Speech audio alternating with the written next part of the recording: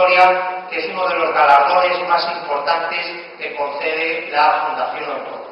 Pues bien, hace algunos años me comentaba este ilustre compositor que por encargo de la Residencia de Investigadores de Barcelona, dependiente del CSIC, se le encargó nada más y nada menos para los que no entendemos ni papa de esto, una pieza sobre el genoma humano.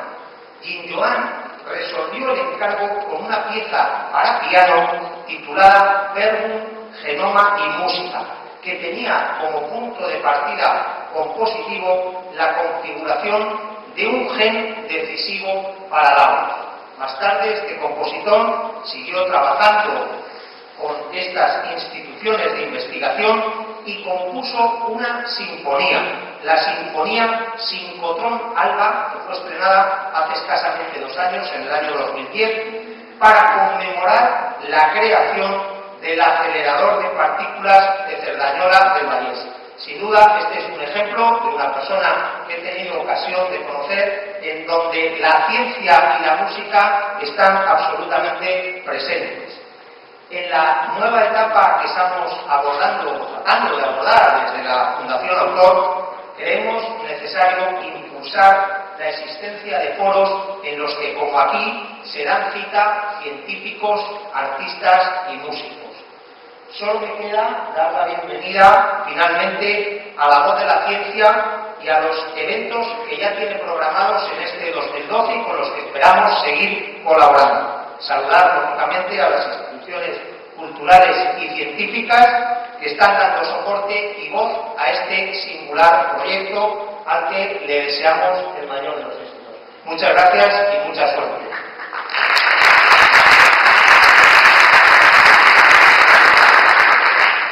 Damas y caballeros, ya basta de presentaciones. Bienvenidos todos, incluidos los androides. En esta sala estamos en un momento crucial. Hay que tener en cuenta, yo acabo de estar en el Congreso de Neuroestética. Decían los neurólogos que están descubriendo cosas fascinantes gracias a los músicos, porque las dendritas se ven mejor sonoramente que visualmente. Actualmente estaban muy interesados en la robótica que están utilizando para hacer arte en la Universidad Carlos III. Están surgiendo proyectos como los que vais a ver ahora de música y ciencia y de artes plásticas y ciencia. Estamos en un momento novedoso. Si osan distraerse y miran al techo, cosa que no deben hacer, observarán que están mezcladas las ciencias y las artes. Así que abra fuego, comienza la sesión de las conferencias con Manuel Toalla. Gracias.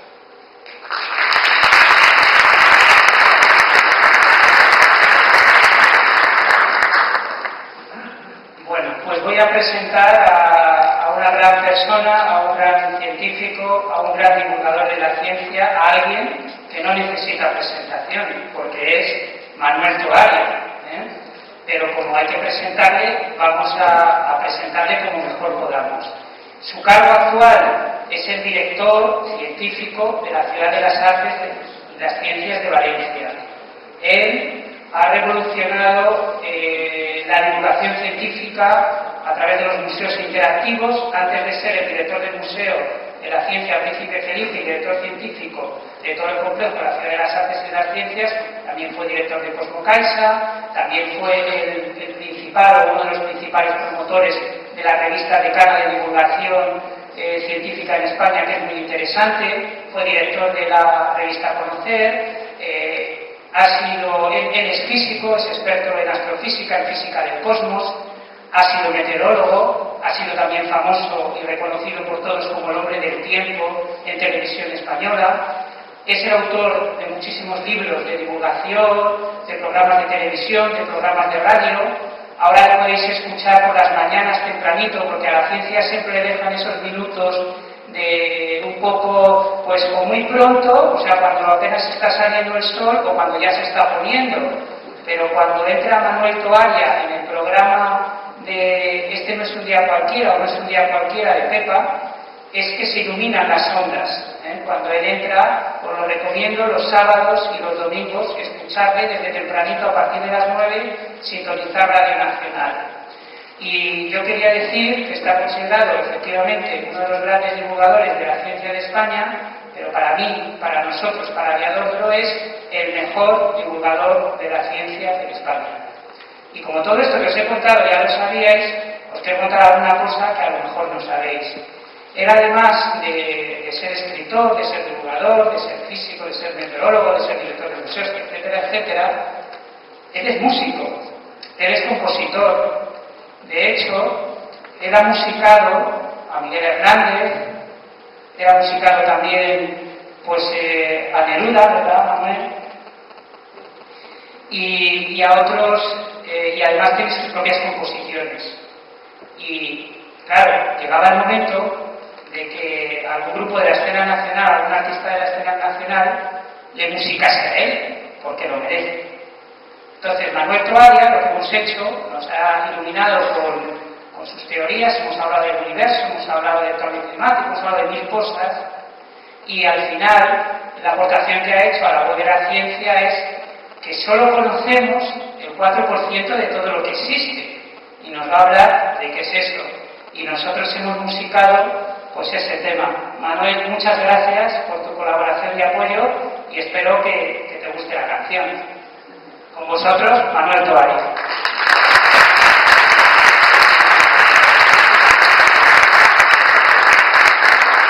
Buenas tardes. Normalmente no cogeo, porque es que me he tropezado al salir del área y tengo un esguince de tobillo espantoso. Tengo un dolor que no me tengo el pie. Pero en fin, apoyado en el pie izquierdo puedo hablar. Un minuto solo para introducir por qué estamos aquí. Ya lo han dicho todos, pero yo también quiero decirlo. Mirad, nadie es de ciencias o de letras. Todos somos más o menos cultos. Y la palabra cultura engloba necesariamente las artes, las letras y las ciencias, tanto teóricas, básicas, fundamentales, como aplicadas, tecnológicas. Si no, no podemos hablar de cultura. Y eso lo tenemos claro muchísima gente, aunque luego profesionalmente dedique mucho más tiempo a las artes, a las letras, o a la música, a la escultura, a la pintura, o a la física, o a la biología, o a lo que sea. Os voy a dar dos simples pinceladas. Yo tengo la enorme fortuna en el Museo de las Ciencias de Valencia de contar con un comité científico de 7 premios Nobel, nada menos. El tercer año, creo yo, de empezar el museo, o sea, en el 2002, por ahí, tuvimos una reunión, nuestro premio la tenemos todos los años, en junio, vinieron, claro, y teníamos una función sobre física, música y tecnología, o no sé qué tal, y quisieron verla, y estuvimos ahí tasqueando y tal, y había pues un piano, no muy bueno, era un piano vertical, no un piano de cola, y había algún instrumento de cuerda, recuerdo que había un violonchelo, que tocaba la gente y tal, en fin, la gente le dejábamos solo algunos, y había más cosas, había monocordios, en fin, jugábamos con las frecuencias, todas esas cosas, y uno de los premios Nobel, Edmund Fisher, que vive en Seattle, nada menos, en otro extremo de Estados Unidos, premio Nobel por su descubrimiento sobre la bioquímica del cáncer en las células hace ya bastantes años. Eddie Fisher, de repente me dice, yo toco el violonchelo. Y dije, coño, yo toco el piano. Dice, ¿qué te sabes? Y yo digo, hombre, yo así, no mucho, de memoria. Y nos pusimos a improvisar una cosa hecha cosas sencillitas. Yo conocí también una aparición del rococó, que las conozcáis, la melodía y un poco el tal, y allí nos pusimos a improvisar. Y de repente tenías que haber visto a los otros. Si se te preguntaba, hermano, 3 o 4 pelotas del turno siempre de por allí y tal, y algunos políticos que había, alrededor de nosotros tocando allí, nada, un rato, un cuarto de hora fue aquello. Aquí es muy interesante, pero más interesante es el hecho de que en el planetario de Pamplona, por ejemplo, hacen pequeños conciertos, o bien de música de cámara, o incluso de corales o demás, y arriba están proyectando estrellas. No podéis imaginar la magia de un cielo estrellado falso, pero un planetario grande escuchando música a la vez. O el programa planetario que hicieron con guión principal de Javier Armente y de Moncho Núñez, todos de nuestros principales colaboradores en este proyecto, un guión de planetario sobre Lorca y las estrellas. Todos poemas de Lorca, recitados por Fernán Gómez, Concha Velasco, creo, ¿no? ¿Está bien? Fernán Gómez y Concha Velasco recitaban los poemas de Lorca. Todos ellos tenían que ver con estrellas. Todos. mentira, de poemas de Lorca, había 20 y tantos. Y al mismo tiempo se veían las estrellas, las constelaciones, lo que ya parecía. Era una absoluta divinidad. Yo creo que en mi vida me he sentido tan escalofriado como en un planetario, en un sitio oscuro donde ves puntitos de luz, escuchando y viendo aquellas cosas. El arte y la ciencia no están lejos, son humanos como nosotros. Y no dejéis nunca que nadie os llame de letras o de ciencias. Estamos, no somos. En letras o en ciencias en función de lo que cada uno haga, pero todos somos de todo. Vamos a lo del universo. Es verdad, lo ha dicho Alejandro, pero es que lo que conocemos, lo que medimos, lo que somos capaces de detectar, porque de alguna manera hay radiaciones electromagnéticas que podemos detectar, de todo el universo, de todo lo de aquí, es solo el 4% de lo que seguro que hay. Hablemos claro. O sea que todas las estrellas, todas las galaxias, todos los planetas, todo lo que hay en todas partes, la luz, todo lo que vemos, todo lo que medimos, todas las radios, las radios, los rayos X que se miden de los cuásares, todo este rollo no es más que el 4% del total. ¿Y usted cómo lo sabe? Esa es una buena pregunta. Porque claro, al final los científicos sueltan cosas y todo el mundo dice, coño, hay un premio Nobel. No vale, está verdad. ¿Cómo que será verdad? Iba a decir un taco. Vamos, ni se os ocurra. No creáis nunca nada, y menos en ciencia. Los científicos son unos frustrados. ¿A que sí? Todo el día demostrando algo y luego demostrando que se pueden haber equivocado. O ellos o los cabrones de los colegas. Y eso es muy bueno, porque ese filtro es absolutamente inexorable. Y así es como la ciencia avanza. Por ensayo y error. Y error, a veces de acuerdo con lo mismo. Esta historia de los neutrinos que parecía que iban a realizar la ruta, que detectaron desde el CERN, en el Gran Sasso, los del experimento Ópera, y los italianos, tal, que había científicos de primerísimo nivel mundial. Era creíble, pero nadie se lo creía de todo, porque no podía ser que eso contradijera millones de experimentos que decían lo contrario. Pero bueno, era gente muy buena y tal. ¿Quiénes son los que han descubierto que al final había un fallo ahí? ¿Otros científicos competidores de otros sitios? No. Los mismos que habían publicado la noticia bomba, que revisaron los experimentos, porque tampoco se lo creían. ¡Qué frustración! Descubres un bombazo científico y no te lo crees. Os digo todo esto porque la ciencia entendida como cultura no es acumulación de saberes enciclopédicos, de convertirse uno en una especie de erudito que lo sabe todo, lo dice todo y tal, como aquel idiota que le preguntaron qué es el ADN. Ese es el final del chiste. El principio del chiste es que vas tú con un micrófono a preguntarle a la gente por la calle qué es el ADN, y todo el mundo te contesta, el ADN, pues ni idea, pero bueno, eso tiene que ver con que los padres se parecen a los hijos a los padres, esas cosas no. Otros te dicen, no, eso tiene que ver con enfermedades. Y siempre hay alguien que te dice, no, eso es cosa de herencia, eso tiene que ver con herencia y tal, pero no la del dinero, sino la herencia de las personas. Sí, porque la herencia del dinero es a los ricos. Siempre hay alguien que te dice, hombre, esto es una cosa de doble hélice y no sé qué y tal. Ah, bien, qué bien, tal. Bueno, tiene una idea aproximada, a mí eso me vale. Pero luego siempre te encuentras el típico tío, sobre todo con traje y corbatita, en la cartera, que dice, el ADN, sí señor, eso es el ácido desoxirribonucleico. ¡Qué bien! Uno nunca se lo sabe. Bueno, ¿puedes explicarme algo más? No me pregunte más, yo soy abogado de letras. O sea, tío no tenía ni idea. Pero el rollo se lo sabía. La palabreja. La ciencia no es eso. La ciencia es sencillamente la capacidad del ser humano por preguntarse por qué y cómo son las cosas como son.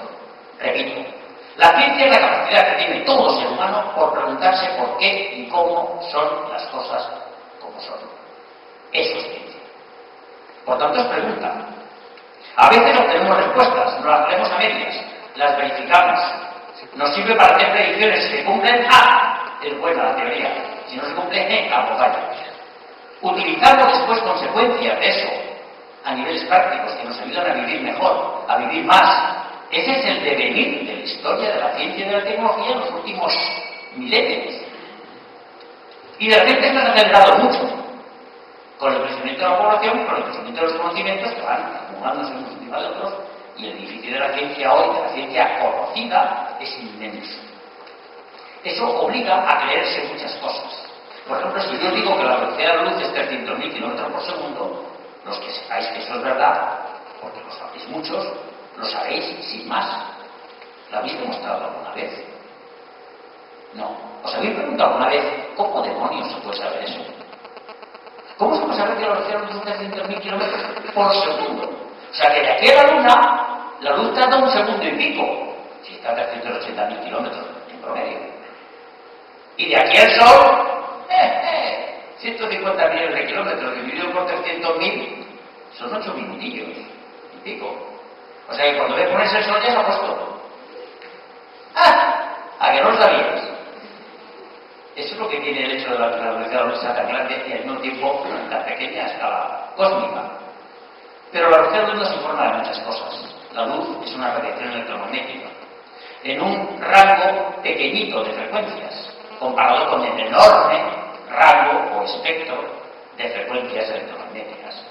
Frecuencias más grandes que las de la luz son ya los ultravioleta, y luego los rayos X, y luego los rayos gamma, y luego aún una radiación más penetrante, seguramente de origen cósmico. Por el otro lado, de frecuencias menores, pues están los infrarrojos, que es sencillamente el calor. Cuando quieres decir, estos son rayos infrarrojos, es una forma muy bonita de decir calor. Si se acercan las manos a un radiador y notas calorcito, te están dando muchos rayos infrarrojos. ¡Hala! Podéis decirlo muy finamente esta noche en casa. Tengo las manos frías, voy a ver si acumulo unos pocos infrarrojos acercándome alrededor. Te quedáis muy bien. Bueno, esos son los infrarrojos. Con frecuencias todavía más pequeñas, más menores, tenemos las ondas de radio, que hay muchos tipos de ondas de radio, entre ellas las famosas microondas de los no microondas, y las ondas de radio de la televisión móvil, que son de radio como las de la tele, y las de Radio Nacional, y la SER, y la COPE, y todo eso. Y bueno, en fin, entendéis que esto es una información que viaja toda ella a la velocidad de la luz, que habría que decir a la velocidad de las radiaciones electromagnéticas en el espacio, en el vacío. Pero bueno, decimos la luz por facilitar. Luz tiene solamente tres letras, es lo fácil de decir, que es radiación electromagnética. Pero al final esto informa de muchas cosas. Nos informa de toda clase de cosas de lo que hay por ahí fuera. Lo veamos o lo detectemos, porque solo vemos el rango de la luz visible. Pero todo lo demás lo podemos detectar con aparatos que hemos sabido construir a partir de prácticamente el último siglo. Y con eso tenemos una información enorme de lo que ocurre en el cosmos.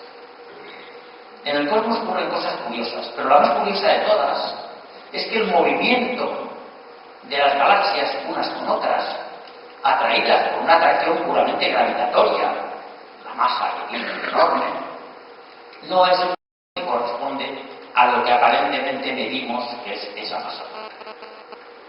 Y solo hay una explicación: hay mucha más masa de la que parece. Y eso lo llamamos, como sabemos qué es, lo llamamos masa oscura. Podríamos decir masa ni puñetera idea, pero para decir masa ni puñetera idea decimos masa oscura, que queda más científico. Pero viene a ser lo mismo, o sea, no tenemos ni idea. Hay hipótesis, hay muchas, sí, pero no sabemos lo que es. Bueno, pues eso supone aproximadamente un 22% de todo el universo. Lo que conocemos, medimos, vemos o medimos, supone un 4%.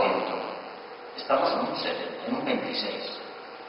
Falta 74%. Ese 74%, ¿de dónde sale?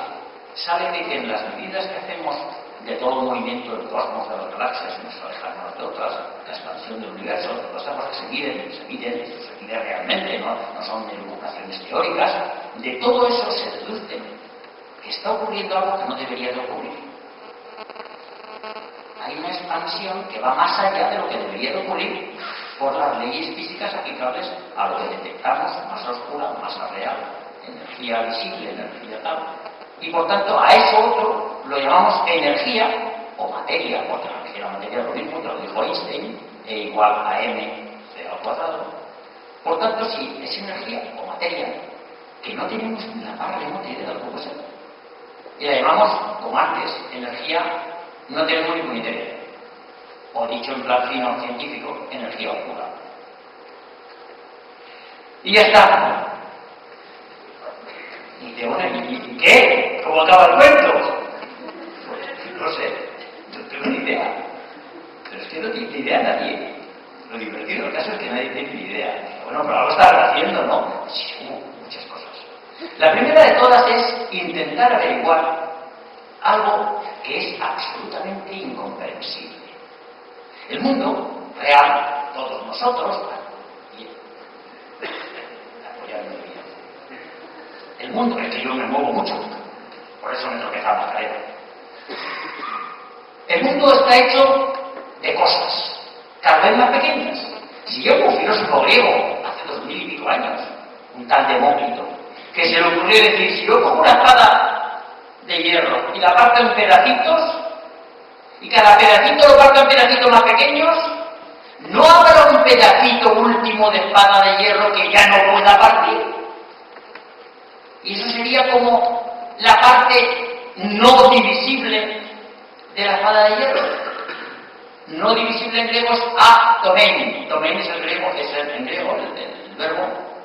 Los infinitivos en griego terminan en in, tomein, es el griego de romper. O sea, lo irrompible, atomein, el átomo, decimos ahora, de hierro de la espada, es la parte que ya no se puede dividir del hierro de la espada. Ya entonces Demócrito había emitido esa teoría, que es muy buena, porque para que sea lógico, que los griegos eran grandes pensadores, como experimentadores, es un desastre.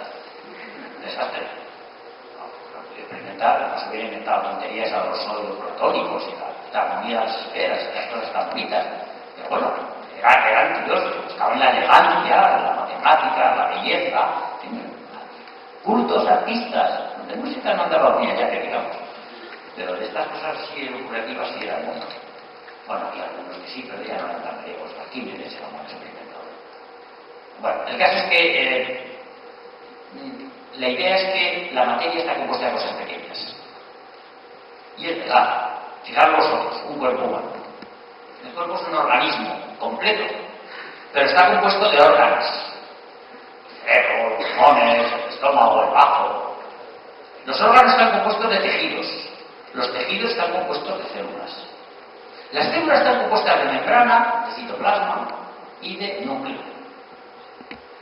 El núcleo, por irnos a la parte más esencial, está compuesto a su vez de grandes moléculas llamadas los ácidos nucleicos, el ADN, el ARN que sirve para transmitir información hacia fuera del núcleo al resto del citoplasma.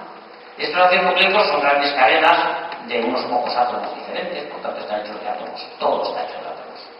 Y los átomos son diferentes unos de otros, pero todos están hechos de lo mismo, un núcleo donde hay protones y neutrones y alrededor una nube de electrones que no sabemos dónde están, pero que sabemos que están a unos ciertos niveles de energía, ni más arriba ni más abajo, ni más lejos ni más cerca.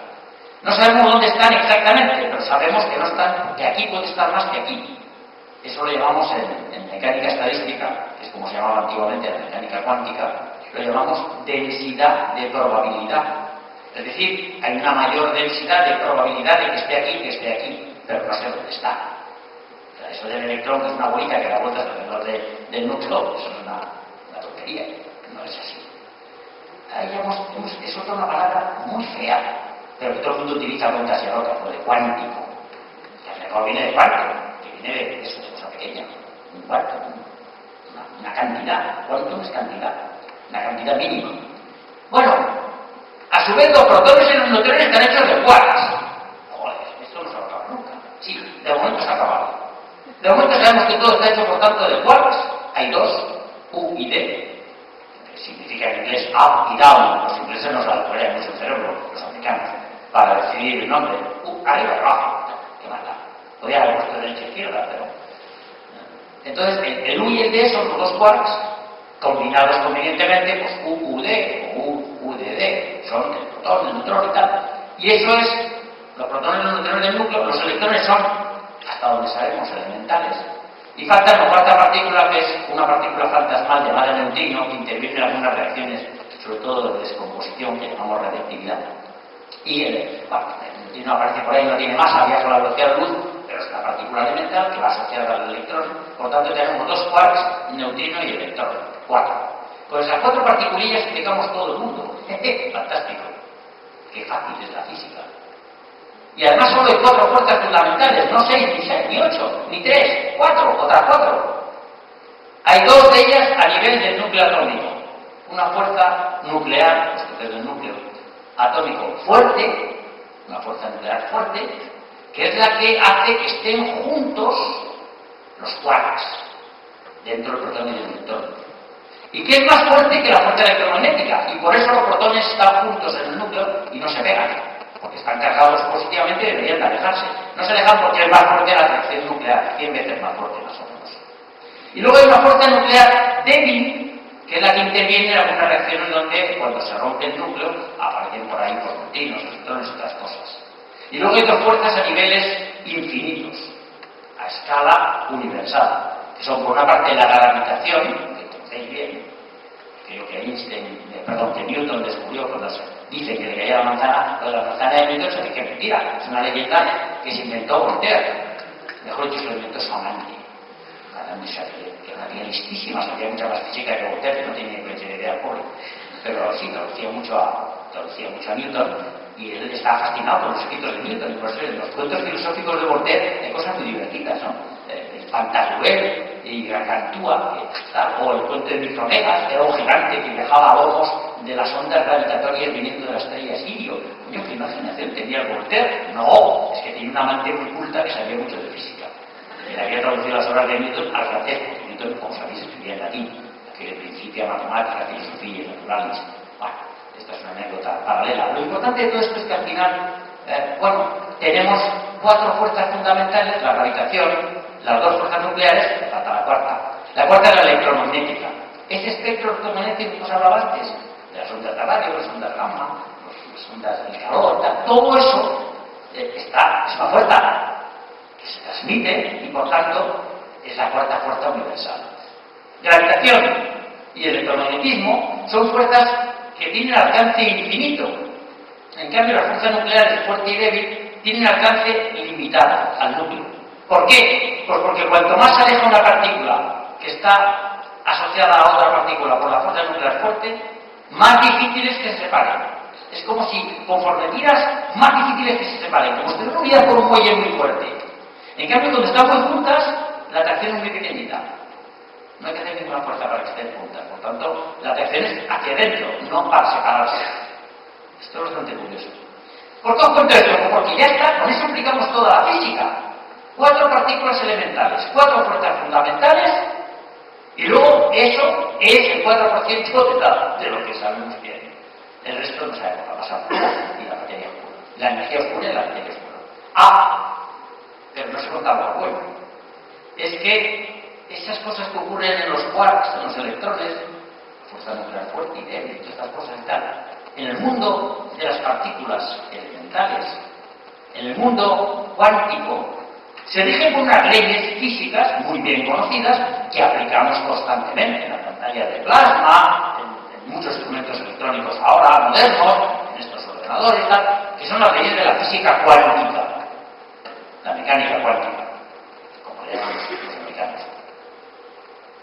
Y en cambio el mundo de la gravitación, el mundo del electromagnetismo grande, de las galaxias, las estrellas, nuestra vida corriente, el aire, los aviones, los ruidos que hacemos aquí con los instrumentos, los que nos dedicamos a la música un poco, todo ese mundo se rige por otra física que se llama mecánica relativista, que es la mecánica de Newton, la mecánica clásica, corregida por la relatividad de Einstein para ciertos casos particulares en que las velocidades son muy altas. Y lo que es divertido de verdad, lo más divertido de todo lo que he dicho esta noche, es que la mecánica cuántica y la mecánica clásica relativista no se parecen ni por el forro. Son completamente diferentes. Es más, si tú aplicas la mecánica cuántica al mundo real, en el que impera la mecánica relativista o clásica, llegas a un absurdo, como el que yo puedo salir por esas 2 puertas a la vez. No voy a hacer eso, no puede ser. En el mundo cuántico sí, en el mundo real no. Pero bueno, pues vale, o sea, que el mundo cuántico es muy suyo, ¿y qué le vamos a hacer? Pues será así. Sí, pero ¿no os he contado antes que todo está hecho de lo pequeño? ¿No os he dicho antes que de los tejidos pasábamos a las células, de las células, a los átomos, a los quarks, bla, bla? O sea que si todo está hecho de quarks, neutrinos y electrones, y eso hace que haya átomos, que haya moléculas, que haya tejidos, que haya células, que haya organismos, que haya materia, ¿cómo es posible que la física de lo pequeñito no tenga nada que ver, que sea incluso contradictoria con la física de lo grande? Eso no tiene sentido. Entonces hay un grupo de físicos muy chalados, desde luego Javier Armentia y yo no lo digamos en cosas tan esotéricas, haremos cosas más sensatas. Pero hay físicos chalados, yo tengo un hijo que se llama Manuel Doria como yo, si lo busquéis en Google, los confundáis, mucho más joven, tiene 41 años nada más, que es físico teórico y trabaja en este campo, y trabaja en el campo justamente de los físicos teóricos que están empeñados en que es la misma física. Pero sí es evidente que no es la misma física, imbécil, pues están empeñados. ¿Y por qué están empeñados? Porque dicen, en eso tienen razón, que no puede ser que si lo pequeño forma lo grande, la física de lo pequeño sea diferente de la física de lo grande, no puede ser. Entonces están de momento buscando ecuaciones matemáticas en las que se pueda armonizar eso. Para eso necesitan inventarse un mundo nuevo, un universo nuevo. Mi hijo está todo el día trabajando 10 o 12 horas diarias en un universo de 11 dimensiones. Joder, ¿de dónde la saca? A la hora de honor, un día me dio un libro y yo le dije, chico, no entiendo nada. Dice, no, tráete este libro que te gustará. El libro estaba lleno de ecuaciones matemáticas incomprensibles. Y me juro que yo soy muchas matemáticas. No, soy físico y además era buen alumno. Dijo, yo no entiendo nada. Bueno, tienes que tener todo el libro para entender las matemáticas. Y dije, joder, ya, yo soy muy viejo ya para esto. Total, que no me he enterado. Pero lo que dicen estos chalados es que, en fin, lo digo con cierto respeto, porque acabo mi hijo forma parte de ese elenco de locos, lo que dicen estos científicos chalados es que, como tiene que ser lo mismo, la cosa matemática y tal, eso exige que el universo sea diferente de lo que vemos. Y de repente aparece lo de la materia oscura y de la energía oscura. Y los físicos teóricos, como mi hijo, están que pegan botes de alegría. Porque han dicho, ¡aquí está! Ahí está nuestro universo de 11 dimensiones, las partículas supersimétricas, los neutrinos calientes, fríos y no sé qué, los no sé cuántos, los fluidos, los... ¡Oh! Están locos. Hombre, se explica. Perdóname. Es que el mejor candidato para cubrir ese 22% de masa oscura es justamente una partícula supersimétrica, la WIMP. Seguramente será un neutralismo, que lo llaman así. Una partícula supersimétrica de un mundo supersimétrico paralelo al mundo de los quarks, los electrones del quark, en un universo de 11 dimensiones que nadie nunca ha demostrado que exista. Que esto lo hago. No sabemos si existe. Es una pura elucubración de la mente. Pero tiene sentido porque justificaría, al menos en parte, que la física pequeña se parece mucho a la física grande a pesar de todos los pesares. Y por tanto, de repente hemos juntado la astrofísica que mira a lo lejos, la microfísica de partículas que mira a lo superpequeñito, con grandes experimentos como el del CERN de 30 kilómetros de longitud y un túnel más grande que el del metro. Bueno, para mirar lo pequeñito hasta cosas muy grandes. Juntas las teorías matemáticas más elucubrativas que luego se ha demostrado que son aplicables prácticamente, como la cuántica, la propia relatividad de Einstein. Y al final te das cuenta de que, en el fondo, lo que ha ocurrido en el mundo de la física es que cuanto más vamos sabiendo, más ignoramos. Y esto es muy frecuente en ciencia. La ciencia yo siempre me la imagino, en general, como una especie de sala grande como esta, llena de puertas, no con 2 puertas, con muchas. Y por cada puerta que abres, llegas a otra sala igual de grande, llena de muchas puertas. Y cada puerta que abres de esas puertas, te lleva a otra sala muy grande, llena de muchas puertas. Tanto, cuanto más puertas vas abriendo, más puertas te quedan por abrir. Cuanto más sabes, más te queda por saber, o sea, más ignoras. Es una especie de paradoja. Pero es una paradoja que ilustra muy bien hasta qué punto los científicos somos tributarios de lo que antiguamente llamábamos la filosofía. Los científicos, de hecho, hace 2 siglos eran los filósofos. Y hay muchos ejemplos. No falta que los cite a Kant, mi tocayo, Manolito Kant, o el Renato Descartes. Son buenos filósofos, me diré que no, pero la gente sólida, filósofos, perdón, cuidado. A mí los universos isla de Kant me sigue pareciendo una teoría de más moderna, absolutamente. Y no digo nada del mundo de la álgebra racional absolutamente lógica de Descartes, ¿no? Y muchas otras cosas se podría contar. En fin, dejémoslo. Lo importante de esto es que este intento nuestro de montar este mogollón con la iniciativa de Servando y de Alejandro, que son los 2 padres de esta escritura, hemos tenido muchos apoyos, todos gracias a las instituciones y a otros que nos ha gustado la idea mucho. Esta idea no es ninguna tontería. Esta idea en el fondo es una idea en la que queremos unir el espíritu humano en lo que más nos une a todos, que es la cultura integral. El intento por entender esto que os he contado, esbozado rápidamente yo en este rato, el intento por comprender el mundo, simplemente por intentar responder a por qué las cosas son como son, por qué y cómo son las cosas como son, y al mismo tiempo el intento de plasmarlo eso en un sentimiento expresado de forma no verbal, de forma mucho más dirigida a los sentidos, al sentimiento, que eso es la música, un medio de expresión poderoso, que expresa eso mismo de otra forma. ¿Por qué no? ¿Por qué no se va a poder expresar el genoma con música? O los multiversos, o en este caso la energía oscura. Si hay artistas capaces de hacer eso, a mí me parece que ese intento merece todo el apoyo. Y eso explica que estaremos muchos, yo solo, muchísima gente detrás de esta aventura que hoy es el inicio. Así que muchísimas gracias por haber estado acompañándonos, porque todos nosotros nos sentimos autores, coautores, pero en mucha menor medida que los de verdad de este experimento, de esta experiencia tan absolutamente novedosa y desde luego sin duda gratificante, a pesar de lo que me duele el tobillo. Muchas gracias.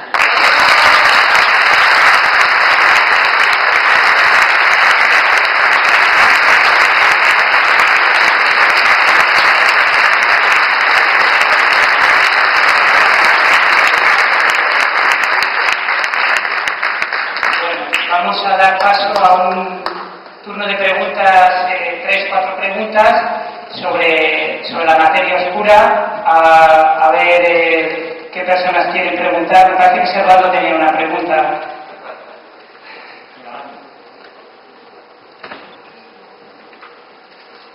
Pues a mí me gustaría entender dentro de lo posible, porque yo soy más de letras que de ciencias. No eres, estás. Estoy. Si hay algún, entre el universo de la mecánica cuántica y el universo relativista, se puede llegar a... Los científicos conocen el momento en que deja de funcionar la mecánica cuántica y empieza a funcionar la mecánica relativista. ¿Tiene una frontera definida o todavía no se ha llegado a...? Es que en realidad es el mismo universo. Lo que pasa es que, por ejemplo, la gravitación, que es la fuerza madre de las 4 que hay en el universo grande, el de las estrellas y las galaxias, es tremendamente débil como fuerza, comparada con, por ejemplo, con el electromagnetismo o con las fuerzas nucleares. Tremendamente débil quiere decir muchísimos ceros, no 100 veces o 1000 veces. Vamos, 10 potencia 30 y tantos ceros.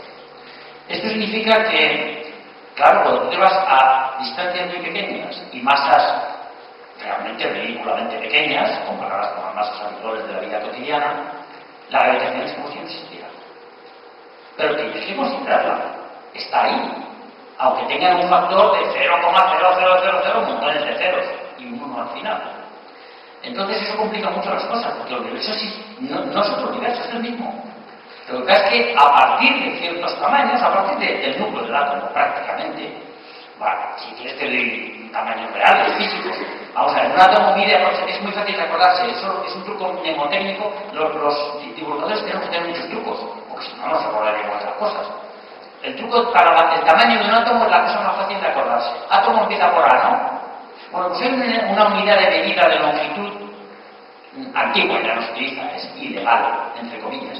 Pero que era muy divertida porque era una A con un redondelito arriba, como un angelito. La A angelito, en realidad es un acento sueco, porque era un señor sueco llamado Armstrong. Y la A esa era una unidad de medida llamada Armstrong. ¿Y cuánto medía un Armstrong? Pues es muy fácil de acordarse. 10 potencia menos 10 metros. O sea, 10 menos 10. O sea, 0,0000, 10 ceros y un 1 metros. Eso es un Armstrong. Pues es el tamaño de un átomo. 10 potencia menos 10.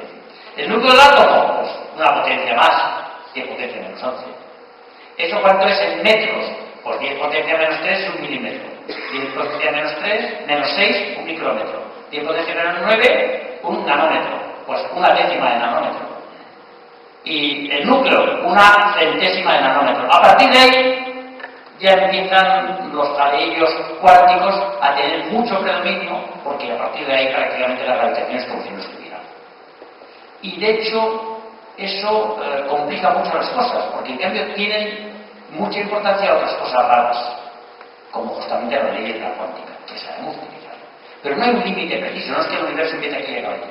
Simplemente es el mismo universo, solo que la importancia de las fuerzas puestas en juego cambia completamente. Por los tamaños y las distancias. Es que claro, no es fácil imaginar un mundo de 10 potencia menos 10 metros. Ojo, o el mundo de las galaxias, que puede tener miles de millones de años luz, y cada año luz son casi 10 billones con B de kilómetros. Joder, si te preguntar en kilómetros la distancia que hay de una galaxia como Andrómeda, que está ahí al lado, que son 3 millones de años luz, joder, porque entonces la de kilómetros que sale, que no te lo puedes ni imaginar. Parece que había una pregunta a mi izquierda, donde está Carlos. Había levantado la mano una mujer de rojo y no quiero decir nada para eso. Yo solamente quería... Tiene micro, ¿verdad? Sí. Quería solo preguntar que en realidad lo que estimamos que conocemos, porque también hemos estudiado, pero como un 0,6% del universo es lo que constituye ese microorganismo, es el conocimiento mnemotesico. Y entonces lo extrafísico, lo que no tiene autoridad, que no tiene densidad, no tiene ni energía, o sea, no tiene ni energía fuerte ni energía débil, que está fuera de la energía, no tiene carga positiva ni negativa, que es la energía oscura y la materia oscura. En realidad esta energía oscura y materia oscura la definimos así, pero porque no sabemos lo que es. En realidad es algo que también es un incognoscible. Entonces este incognoscible es algo que está fuera de nuestro alcance, de nuestra inteligencia. Y entonces lo que yo quería precisar es que ese incognoscible o mente universal que nos rodea y de la cual nosotros estamos enterados, puesto que eso incognoscible es parte de nosotros, ya que estamos dentro de sumidos como algo completamente insignificante. Ese incognoscible que es la mente, quisiéramos nosotros, si algún día pudiéramos precisarla matemáticamente o ecuacionalmente, pudiéramos decir que eso es, digamos, la ley de ciencia, lo supercivil, o, digamos, el conocimiento de la feliz inconsciencia, de la feliz incapacidad de conocimiento. Eso se pudiera decir que lo divino es lo verdaderamente auténtico. Le juro que no he entendido nada. Pero bien, por intentar responder, yo me atengo a lo que sabemos. ¿Que es poco? Pues sí. ¿Que algún día sabremos más? Yo creo que sí, porque la historia del pasado demuestra que ahora vamos sabiendo más. ¿Que sea incognoscible o cognoscible? Pues usted lo diga. A lo mejor sí, a lo mejor no. Pero yo creo que las cosas hay que demostrarlas. No basta con elucubrar. Pero, en fin, yo, desde la idea de Dios, por ejemplo, ya que habla de cosa divina, pues una idea que está muy bien, pero ¿y a Dios quién lo ha hecho? Pero claro, está muy bien, Dios es el que lo ha hecho todo, ¿no? Me parece coherente, porque siempre hay cosas que hace alguien. Luego el mundo puede haberlo hecho a alguien llamado Dios, muy poderoso y tal, vale, eso. Como idea no me parece ninguna tontería. Ahora, la pregunta clave es, ¿y a Dios quién le ha hecho? Otro superdios, más poderoso que él. Y a este otro superior no podemos que ha hecho una especie de hiperdios más poderoso. Ahí falla, la cosa falla. Pero bueno, no vamos a hablar de eso. Más preguntas. Básicamente porque hay más cosas que hacer. Javier, ¿quieres hacer una pregunta? Tú que eres experto en este campo. Pues, Javier, ¿alguien está por aquí? Sí. Buenas tardes, profesor Toalla. Bueno, yo como le conozco y sigo su trayectoria a través de sus publicaciones y tal, advierto que está en un plano completamente irónico a la hora de calificar a la ciencia como locos, como despistados, como personas que no saben por dónde andar, y estoy seguro que está dentro de ese aspecto irónico. Pero es que yo, en medio del fundamentalismo que nos inunda, yo quisiera que deseara esa pequeña duda que pueda caber en una gente, porque es que si no, vamos a, incluso, estaría por decir que estaría en la obligación de anular un posible fundamentalismo científico que pueda deducirse, no de sus palabras ahora mismo, pero sí de cierto ambiente que hay. Pero me interesa mucho que recalcara este aspecto porque si no, no sé, es que no sé hasta dónde vamos a llegar. Y una última reflexión.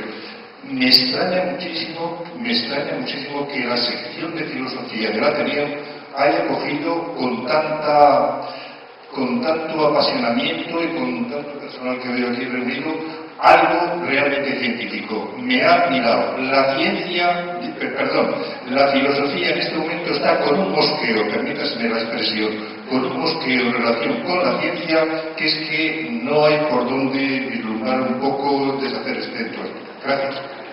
Eso último que ha dicho usted me parece que es hablar en favor de la filosofía actual y de la ciencia actual. Es decir, en primer lugar yo hablo con ironía porque soy ameno. Intento hacer las cosas un poquito más agradables. Evidentemente cuando hablo de mi hijo y de los locos como mi hijo, lo digo con una admiración infinita. Les aseguro que cuando mi hijo sacó el doctorado hace muchos años, yo fui el padre más feliz del mundo. Luego mis otros dos hijos también tienen un doctorado. Pero este alma es el doctorado y no mío, sabe más que yo. Lo miro infinitamente y él lo sabe además. Bromeo, sí, porque en el fondo también hay que relativizar. No hagamos de los científicos nuevos sacerdotes de una nueva religión. Los científicos son personas como nosotros. Mi hijo es un futbolero enloquecido, no podéis imaginaros lo que le gusta el fútbol. Y está 12 horas en el universo 12 dimensiones elucubrando y cosas muy raras y tal, pero ahora yo tengo una enorme admiración por la ciencia y por los científicos. De hecho, vivo de contar de manera lo más clara que sea lo que ellos hacen, es admirable y que nos permite a todos vivir más y mejor. Recordad que gracias a la ciencia en solo un siglo hemos doblado la esperanza media de vida y nuestra calidad de vida ha mejorado de manera absolutamente infinita, al menos en los países ricos. Es verdad lo del fundamentalismo que dice, pero la forma de luchar contra el fundamentalismo de la ciencia es justamente relativizarla. Demostrar que primero los científicos son personas normales. Es una natural que no en una posición de un museo haciendo el cachondeo y tal, y equivocarnos, no les importa y tal, gente normal. Segundo, la ciencia como tal no es una religión, es una crítica permanente, lo he contado antes con lo del neutrino. La idea de que la ciencia está permanentemente en revisión es muy poderosa. Que me gustaría que los dogmas estuvieran constantemente en revisión. Así los de Al Qaeda se olvidarían de hacer las tonterías que hacen, las barbaridades que hacen. Yo creo que el fundamentalismo científico cada vez está menos en riesgo porque cada vez está más claro que la ciencia es de todos, de toda la sociedad. Y este tipo de experimentos que han montado estos señores es una buena muestra de ello. No es solo la ciencia de los científicos, ni siquiera de la gente aficionada a la ciencia como yo. La ciencia es de toda la sociedad, de los músicos, de los artistas, de los filósofos, de los ateneos.